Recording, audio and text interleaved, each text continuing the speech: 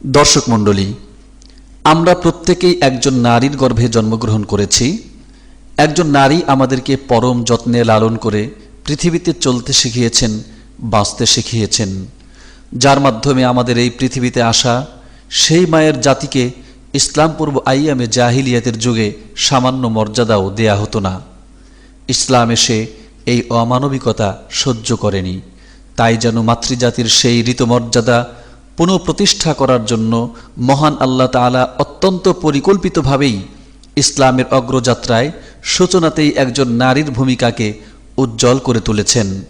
যে নারী সর্বপ্রথম ইসলাম গ্রহণ করে প্রথম মুসলমান হওয়ার গৌরব অর্জন করার মাধ্যমে সারা বিশ্বের অবহেলিত মাতৃজাতিকে মর্যাদার আকাশ ছোঁয়া উচ্চতায় স্থান দিয়েছেন, ইসলামের জন্য জানমাল সহ নিজের সর্বস্ব বিলিয়ে দিয়ে স্থান করে নিয়েছেন অম্লান ইতিহাসের স্বর্ণপাতায়, সেই মহিয়সী নারী হলেন রাসূল সাল্লাল্লাহু আলাইহি ওয়াসাল্লামের প্রথমা স্ত্রী সাইয়্যিদাতুন নিসা উম্মাহাতুল মুমিনিন হযরত খাদিজাতুল কুবরা তাহেরা রাদিয়াল্লাহু আনহা, যিনি আজ জান্নাতের পরম ছায়ায় ঘুমিয়ে আছেন জান্নাতুল মুআল্লায়। প্রিয় দর্শক মণ্ডলী, পবিত্র কাবা হতে 1 কিলোমিটার উত্তরে সেই জান্নাতুল মুআল্লা নামক কবরস্থানেই আপনাদেরকে নিয়ে এসেছি একটু জিয়ারতের জন্য। দর্শক মণ্ডলী, এই সেই জান্নাতুল মুআল্লা। সারিবদ্ধভাবে পাথরের ছোট ছোট স্তূপ দেখা যাচ্ছে। এগুলো হলো কবরের চিহ্ন, অর্থাৎ যতগুলো স্তূপ ততগুলি কবর রয়েছে এখানে। জান্নাতুল মুআল্লার উত্তর পাশের শেষ সীমা আপনারা দেখতে পাচ্ছেন।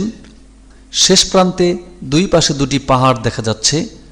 ওই দুটি পাহাড় থেকে এই জান্নাতুল মুআল্লা ক্রমান্বয়ে নিচের দিকে নেমেছে। কবরস্থানটি যেহেতু পাহাড়ের উঁচুতে অবস্থিত, এজন্য একে জান্নাতুল মুআল্লা বলা হয়। মুআল্লা অর্থ উঁচু জায়গা। অসংখ্য মানুষের কবর রয়েছে এখানে। হুজুর সাল্লাল্লাহু আলাইহি ওয়াসাল্লামের ইসলাম পূর্ব যুগের আত্মীয় স্বজনকেও এখানে দাফন করা হয়েছে। দাফন করা হয়েছে অনেক সাহাবায়ে কেরামকে। আল্লাহর অসংখ্য অলিগণও এখানে শুয়ে আছেন। এমনকি সাইয়্যিদুত তায়েফা হাজী ইমদাদুল্লাহ মুহাজিরে মক্কি রহমতুল্লাহি আলাইহির কবরও এখানে রয়েছে। হাজারো মুমিনের আকাঙ্ক্ষা, যদি মদফুন হতে পারতাম এই জান্নাতের বাগানে।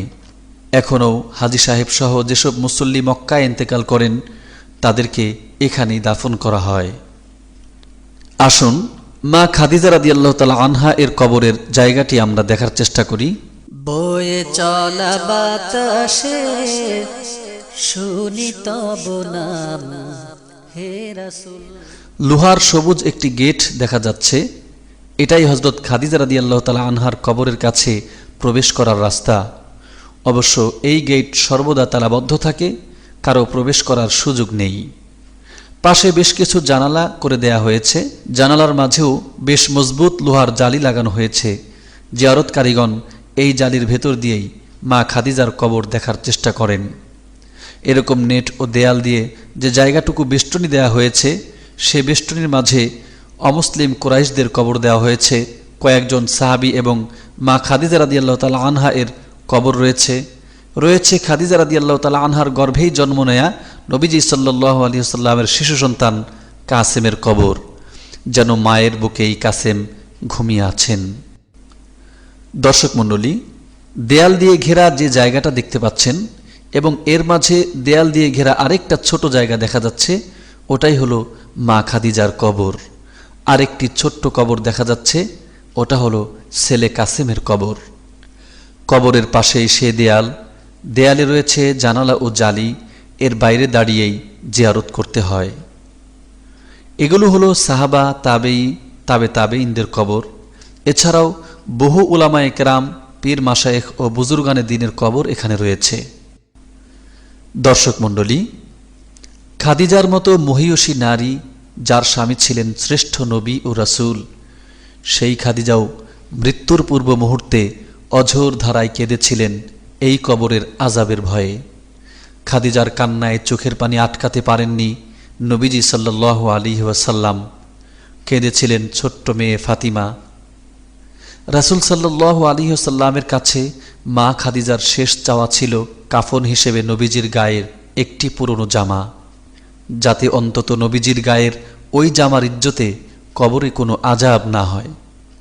নবীজি সাল্লাল্লাহু আলাইহি ওয়াসাল্লাম আবেগাপ্লুত হয়ে বলেছিলেন, খাদিজা, ওহী নাজিল হওয়ার পরের নাজুক মুহূর্তে শক্ত হাতে আমার হাত ধরেছিলে তুমি। মক্কার কাফেরদের চরম অত্যাচারের মুহূর্তে পাশে থেকে সান্ত্বনা দিয়েছ তুমি। নিজের সকল সম্পদ খরচ করার জন্য অনায়াসে আমার হাতে তুলে দিয়েছ তুমি। এমন দরদি পরম বন্ধুকে কখনো কি ভোলা যায় খাদিজা? দুনিয়ার জীবন তো বটেই, আখেরাতের জীবনেও আমি তোমায় ভুলব না, ভুলতে পারব না। রাসূলের কথায় খাদিজা সান্ত্বনা পেলেন। সবাইকে কাঁদিয়ে ছোট্ট মেয়ে ফাতিমাকে মাতৃহীন করে পরম তৃপ্তিতে মহান আল্লাহর দরবারে চলে গেলেন তিনি। রাসূল সাল্লাল্লাহু আলাইহি ওয়াসাল্লাম এমন একজন জীবন সঙ্গিনীকে হারিয়ে শোকের সাগরে ভেসে ভেসে এই জান্নাতুল মুআল্লায় দাফন করে চোখের অশ্রু মুছতে মুছতে ফিরে যান নিজ ঘরে। দর্শক মণ্ডলী, আমাদের কি যেতে হবে না ওই কবরে? কি প্রস্তুতি আছে আমাদের? কবরের আপন বন্ধু কি তৈরি করেছি আমরা? রাসূল সাল্লাল্লাহু আলাইহি ওয়াসাল্লাম তার স্ত্রীকে কাফন হিসেবে পরিয়েছেন নিজের গায়ের জামা, আর আমাদের জন্য রেখে গেছেন তার জীবন আদর্শ। তার সুন্নাহ যদি আঁকড়ে ধরি আমরা, তাহলে কবরের আযাব থেকে আমরাও বেঁচে যেতে পারবো ইনশাআল্লাহ। আমাদের ভুলে গেলে চলবে না মহান আল্লাহর বাণী, হে মানুষ সকল, মাটি থেকেই তোমাদের আমি সৃষ্টি করেছি, আবার মাটিতেই তোমাদের প্রবেশ করাবো। পুনরায় মাটি তথা কবর থেকেই তোমাদের পুনরুত্থান ঘটাবো। منها خلقناكم وفيها نعيدكم ومنها نخرجكم تارة أخرى منها خلقناكم وفيها বয়ে চলা বাতাসে শুনি তব নাম হে রাসূল।